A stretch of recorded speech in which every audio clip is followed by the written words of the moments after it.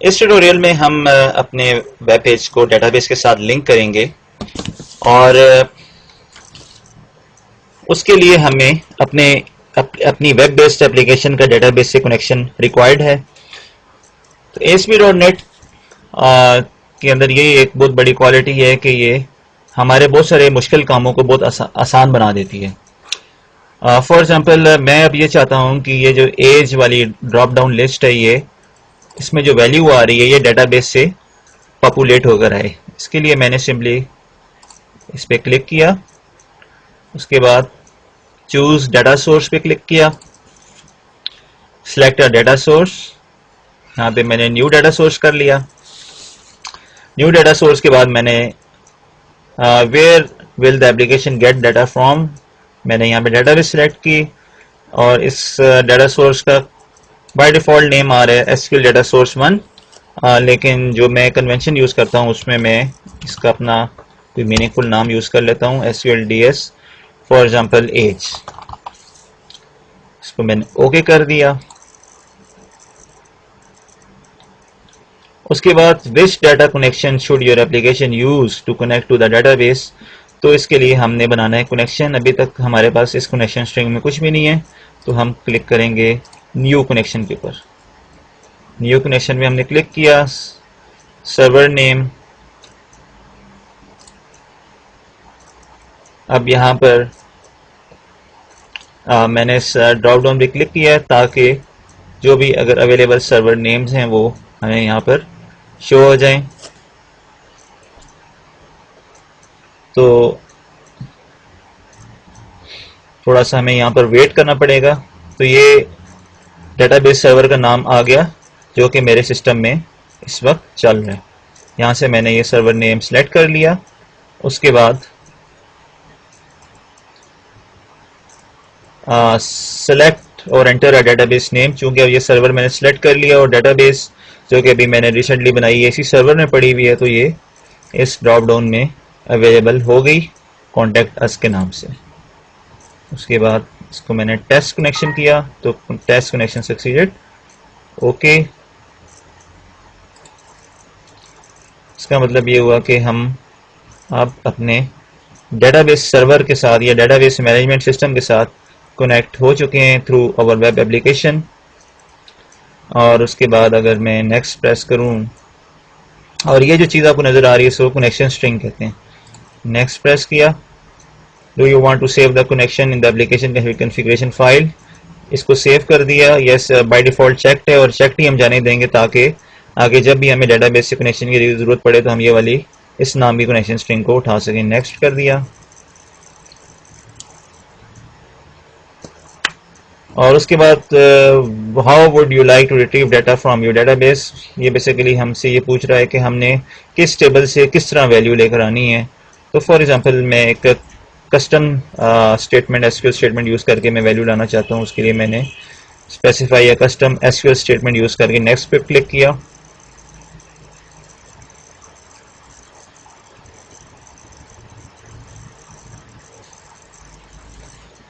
यहाँ से मैंने क्यूरी बिल्डर सेलेक्ट किया और मैंने अपना एज टेबल ऐड कर दिया, क्लोज। और इस टेबल में से मैं एज आईडी को लेकर आना चाहता हूँ। इसको मैंने यहाँ पर टेस्ट किया कि वैल्यूज़ आ रही हैं कि नहीं, तो मैंने देखा कि मेरे पास वैल्यूज़ डेटाबेस से आ रही हैं। ओके किया, नेक्स्ट किया, test query again, yes, finish. Select a data field to display in the drop down list, select a data field for the value of the drop down list। तो चूंकि हमारे पास table में एक ही column है तो हम by default as ID को ही जाने देंगे। ओके कर दिया। तो आपने देखा कि ये एक एडिशनल चीज़ यानी कि जो डाटा सोर्स है वो इसके साथ यहाँ पे ऑटोमेटिकली अटैच हो गया। तो इससे हुआ क्या क्या चेंज आई, जब मैं इस पेज को रिफ्रेश करूँगा दोबारा हम देख सकते हैं कि हमारे पास जो हमारी ड्रॉप डाउन लिस्ट है वो डेटाबेस से वैल्यूज़ लेकर आ रही है।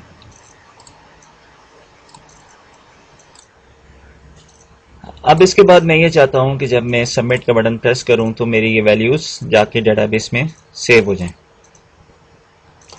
तो उसके लिए मुझे इस बटन के अगेंस्ट कुछ ना कुछ कोडिंग रिक्वायर्ड है, और उसका सिंपल तरीका ये है कि इस बटन को मैं डबल क्लिक कर दूं।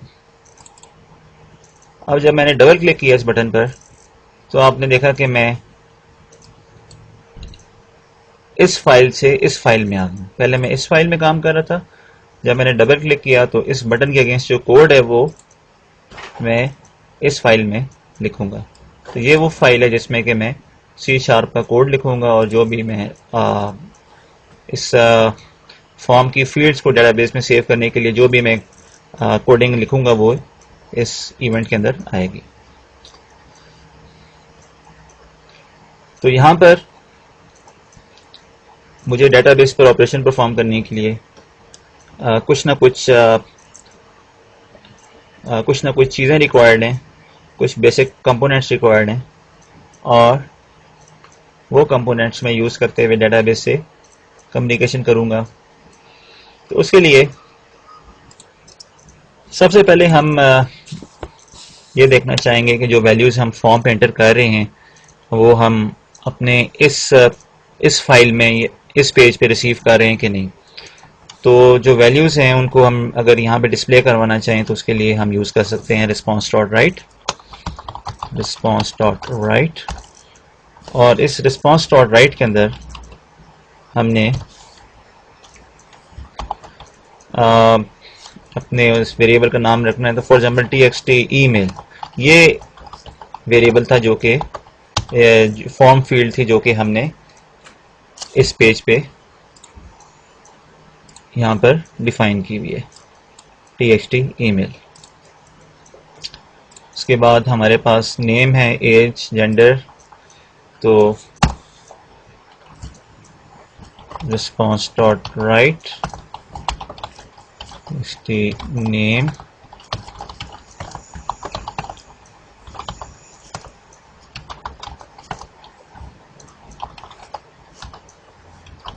ddl age,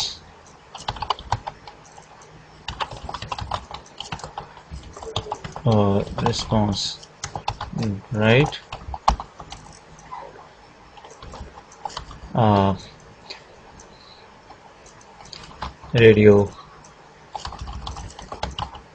radio button 1 dot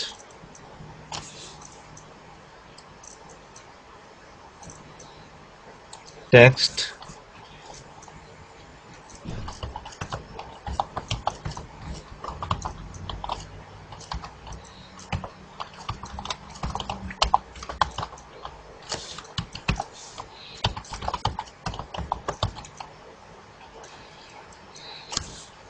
और उसके बाद जो वैल्यूज हैं वो तो रिस्पॉन्स डॉट राइट, और यहाँ पर txt मैसेज डॉट टेक्स्ट। ये कुछ वैल्यूज हमने यहाँ पर सिंपली डिस्प्ले करवा दी। अगर हम इसकी आउट देखना चाहें कि आउटपुट क्या आ रही है, फॉर एग्जाम्पल ईमेल मैंने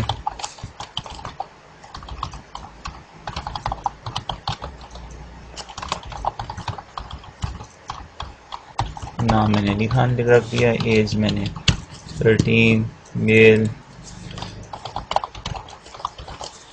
सबमिट। तो मेरे पास ये सारी की सारी वैल्यूज़ यहाँ पर डिस्प्ले हो रही हैं। हम देख सकते हैं कि ये एक ही लाइन में डिस्प्ले हो रही हैं और इनमें स्पेसेस नहीं आ रही, क्योंकि ये कंप्यूटर है। जब तक हम इसको कोई चीज़ नहीं बताएंगे ये उस तरीके से वो काम नहीं करेगा। तो उसके लिए हम एक ब्रेक रो यूज़ करेंगे, BR। ये बेसिकली स्ट्रिंग कॉन्केटेनेशन है, और इसका फ़ायदा ये है कि BR का मतलब है कि ब्रेक रो। अब जब नेक्स्ट जो भी टेक्स्ट इससे आगे डिस्प्ले होगा वो नेक्स्ट लाइन में डिस्प्ले होगा। अगर इसको मैं दोबारा रिफ्रेश कर दूं तो मेरे पास ये वैल्यूज़ अब डिफरेंट लाइंस में आ चुकी हैं।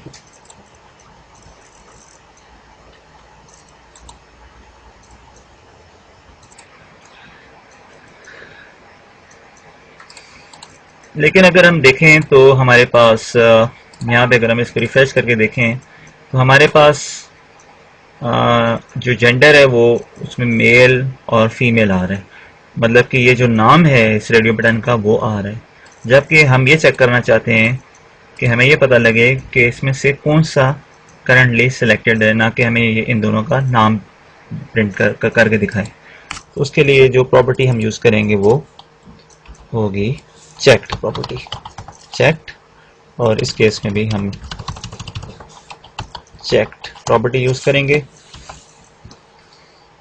और अगर अब इसको मैं दोबारा सबमिट करूं तो चूंकि फीमेल क्लिक था इसलिए इसके केस में ट्रू हुआ और मेल के केस में फॉल्स।